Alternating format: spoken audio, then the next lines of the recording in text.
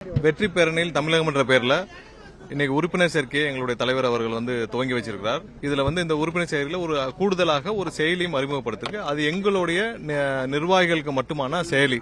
அந்த செயலி மூலமாக சுமார் 3 லட்சம் நிர்வாகிகள் நியமிக்கப்பட்டிருக்காங்க தமிழகம் முழுவதும் எல்லா கட்டத்திலும், அதாவது பூத் லெவல் வரைக்கும், ஒன்றியம், நகரம், பகுதி, மாவட்டம், மாநிலம் முழுவதும் கிட்டத்தட்ட 3 லட்சம் நிர்வாகிகள் சுமார் நியமிக்கப்பட்டிருக்காங்க. அவங்க எல்லாருக்கும் சேர்த்து இந்த செயலி அவங்க பயன்படுத்த நிர்வாகிகளுக்கான செயலி. ஏன்னா நிர்வாகிகளுடைய தினசரி பணிகள், அவங்க என்ன செய்யறாங்க, அந்தந்த தொகுதிகள் என்ன பணிகள் இருக்கு, அந்தந்த பூத்துல என்ன பணிகள் இருக்கு, என்ன செய்யணுன்றது அந்த செயலி மூலமா அவங்க பண்ண முடியும். அடுத்து இன்னும் 15 நாட்கள் கழிச்சு அந்த செயலி மூலமாக பொதுமக்கள் குடும்பங்களாக ஒவ்வொரு வீட்லயும், இப்போ ஒரு வீட்டில் இருக்காங்கன்னா அந்த வீட்டில் அவங்க சேர முடியும்.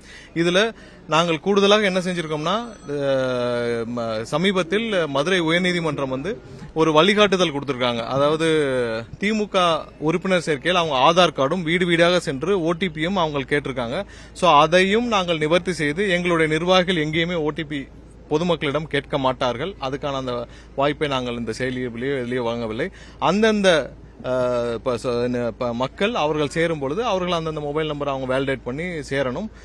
மற்றபடி எந்த விதிமுறையும் இல்ல பொதுமக்கள் அவர்களாக சேரும் பொழுது அவங்க ஓடிபி கொடுத்து அவங்களாக பதிவு செய்ய முடியும். எங்களுடைய நிர்வாகிகள் யாரும் அந்தந்த வீட்டிலேயோ யாரிடமோ ஓடிபி, அதாவது திமுக செய்த மிகப்பெரிய தவறு ஆதார் கார்டை பதிவு செய்தார்கள். அதை உயர்நீதிமன்றம் கடுமையாக கண்டித்தது. அது இல்லாமல் அவங்க என்ன செஞ்சாங்கன்னா, வீடு வீடாக சென்று உங்களுக்கு ஓடிபி வந்திருக்கும் அதை கொடுங்கன்னு சொல்லி கேட்டிருக்காங்க. அது ரொம்ப வயலேஷன். ஏன்னா நிறைய பேங்க் எல்லாருமே ஓடிபி அடுத்தவர்களுக்கு வழங்கக்கூடாதுன்னு ஒரு பிரச்சாரம் செய்யறப்ப திமுக போய் ஒவ்வொரு வீட்லயும் போய் உங்களுக்கு ஓடிபி வந்திருக்கும் காட்டுங்கன்னு சொல்றது மிகப்பெரிய தவறு. அந்த தவறை யாரும் செய்ய மாட்டாங்க. மற்றபடி இண்டிவிஜுவல் வேலிடேஷன், இப்ப நீங்க அவங்களுடைய அது எல்லா இடத்துலயும், எல்லா சின்ன கடைகள் இருந்து பெரிய கடைகள் வரைக்கும் எல்லா இடத்துலயும் ஒரு போன் நம்பர் இவங்க தான் கொடுக்கறாங்களான்னு இருக்கு. அவங்க வேலிடேட் பண்ணலாம். அது செக்யூர்டா, என்கிரிப்ஷன் வழியா செக்யூர்டா இருக்கும். அது என்கிரிப்டட் வழியா இருக்கும். அதுல எந்த தவறும் இருக்காது. ஏன்னா இப்ப நான் சேர்றேன், இல்ல நான் ஒரு சாதாரண ஒரு இதுல சேர்றேன், ஒரு இதுல மெம்பரா சேர்றேன்னா அதுல நான் என்னுடைய ஓடிபி நான் தான்றத அந்த நிறுவனமோ இல்ல ஒரு கடையிலயோ நிறைய இடத்துல நீங்க பாத்திருப்பீங்க. அது வேலிடேஷன் இருக்கும். சின்ன சின்ன ஒரு ரீட்டைல் சென்டர்ல கூட இருக்கும். சோ அந்த வேலிடேஷன் நடக்குமே தவிர்த்து எங்களுடைய நிர்வாகிகள் யாரும் போய் வீடுகளில் போய் பொதுமக்கள்கிட்ட உங்களுக்கு ஓடிபி வந்திருக்கும் கொடுங்கலாம் கேட்க மாட்டாங்க. சோ அது அந்த வழிகாட்டுதலை மதுரை உயர்நீதிமன்றம் கொடுத்திருக்கு. அந்த வயலேஷன் யாரும் செய்யல. திமுக ஆதார் கார்டு கேட்டிருக்காங்க, வீடு வீடாக சென்று ஓடிபி கேட்டிருக்காங்க. அதை நீதிமன்றம் கண்டித்ததை அந்த வழிகாட்டுதலை எடுத்துக்கிட்டு இந்த இது நடக்கும்.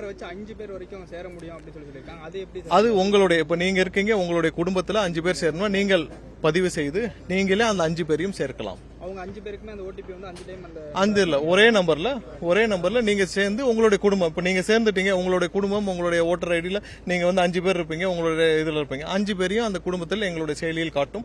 அவர்கள் அந்த 5 பேரும் சேர்ந்து அந்த எங்களுடைய இதுல தமிழக வெற்றி கழகத்துல மெம்பராக இணைந்து கொள்ளலாம். சோ அதுதான் எங்களுடைய தலைவர்கள் அறிமுகம் செய்து வச்சிருக்கிறார் இன்னைக்கு. சோ தொண்டர்கள் மூலமாக கிட்டத்தட்ட 2 கோடி உறுப்பினர்களை தமிழகம் முழுவதும் சேர்ப்பதாக இலக்கு நிர்ணயிக்கப்பட்டிருக்கு. விரைவில் நீங்கள் ஒவ்வொரு கட்டத்திலும் பார்ப்பீங்க. ஏன்னா தமிழகம் முழுவதும் இன்றைக்கு பெருவாரியான மக்கள் வரவேற்பு உள்ள ஒரே கட்சி தமிழக வெற்றி கழகம். அதனுடைய எங்களுடைய தலைவரை நோக்கி தமிழகம் முழுவதும் படையெடுக்க தொடங்கி இருக்கிறார்கள். அவர்களுக்கு தேவையான இன்னைக்கு ஒரே நம்பிக்கை, கடைசி நம்பிக்கை எங்களுடைய தலைவர் மட்டும்தான் என்பதை உறுதியாக தெரிவித்துக் கொள்கிறோம். அந்த தரவுகளை விரைவில் நாங்கள் ஏன்னா பழைய செயலில் பழைய எவ்வளவு பேர் இருக்காங்க எல்லாத்தையும் சேர்த்து அந்த தரவுகளை விரைவில் எங்களுடைய பொதுச் செயலாளர்கள் அண்ணன் ஆனந்த் அவர்கள் விரைவில் வெளியிடுவார்.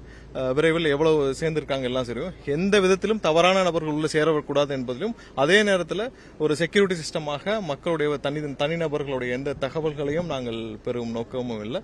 இது முழுமையாக பப்ளிக் டேட்டா என்ன இருக்கும், அந்த பப்ளிக் டேட்டா மட்டும் தான் நாங்கள் இதுல யூஸ் பண்ணிருக்கோம்.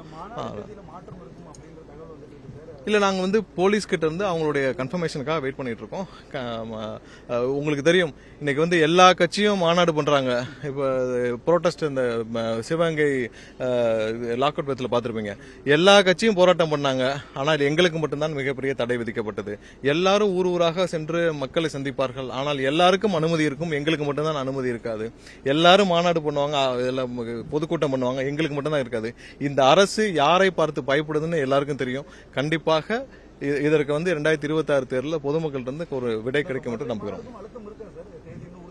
இல்ல நாங்க கொடுத்து கிட்டத்தட்ட 1 வாரம் ஆகிவிட்டது. வெயிட் பண்ணலாம். ஏன்னா இது டூ early வெயிட் பண்ணலாம். பட் எங்களுடைய பணிகளை துவங்கிவிட்டோம். ஏன்னால் நாங்கள் எல்லா விதமான மக்களுக்கு தேவையான குடித நீர்கள் எல்லாமே என்னென்ன செய்யறோன்றது எங்களுடைய அப்ளிகேஷன் லெட்டர்ல எங்களுடைய பொதுச் செயலாளர் ஆனந்த் அவர்கள் கொடுத்திருந்தாரு. ஸோ எல்லாமே எந்தவித குறைபாடும் இல்லாமல் நாங்கள் அந்த மக்களுக்கு இடையூறமாக இருக்கும். அதே நேரத்தில் இந்த மாதிரியான ஒரு பொதுக்கூட்டங்களுக்கு தமிழக அரசு தேவையான பாதுகாப்புகளை வழங்க வேண்டும். இது பல வழிகாட்டுதல் இருக்குது. உயர்நீதிமன்றமும் சரி உச்சநீதிமன்றம் பல வழிகாட்டுதல் கொடுத்திருக்காங்க. ஸோ அதையெல்லாம் சேர்த்து கண்டிப்பாக தமிழக அரசு தேவையான பாதுகாப்புகளை வழங்க வேண்டும் என்பது எங்களுடைய கோரிக்கையாக இருக்கும். காவல்துறை மரணங்களை வன்மையா கண்டிச்சது போராட்டம் நடந்தது. ஆணவ கொலை விவகாரத்துல தலைவர் அறிக்கவில்லை அப்படின்ற விமர்சனங்கள் இல்ல எங்களுடைய தேர்தல் மேலாளர் பொதுச் செயலாளர் சகோதரர் ஆதவர்ஜுன் அவர்கள் நேற்று அறிக்கை வெளியிட்டார். இந்த சம்பவம் குறித்து கண்டிப்பாக யாரு தவறு செய்திருந்தாலும் அவர்கள் மீது சட்டப்பூர்வமான எந்த தயவுதாட்சிய நடவடிக்கை எடுக்க வேண்டும். இது எஃப்ஐஆர்ல யார் யார் மென்ஷன் பண்ணியிருக்காங்களோ அவங்க மீது கண்டிப்பாக நடவடிக்கை எடுத்து உடனடியாக கைது செய்ய வேண்டும். அதில் எந்த மாற்று கருத்தும் இல்லை. அதே நேரத்தில் இதுல தமிழக அரசு உடனடியாக நடவடிக்கை எடுக்கும். இதுல எந்த மாற்று கருத்தும் இல்லை. இதுல எங்க சைடுல எந்த மாற்று கருத்தும் இல்லை என்பதை தெரிவித்துக் கொள்கிறேன். அது எங்களுடைய தலைவர் கண்டிப்பாக இதுல என்ன செய்யணும், ஒவ்வொரு விஷயத்திலும் பார்த்திருப்பீங்க, எதை கையில் எடுத்தாலும் அதை மக்களுக்கு தேவையான மாதிரி கொண்டு போய் சேர்க்கிறதுல எங்களுடைய தலைவர் முதன்மையாக இருப்பார். இதுல என்ன செய்யணுமோ என்ன ஆலோசனை செய்து எங்களுடைய தலைவர்கள் அறிவிப்பு வெளியிடுவார்.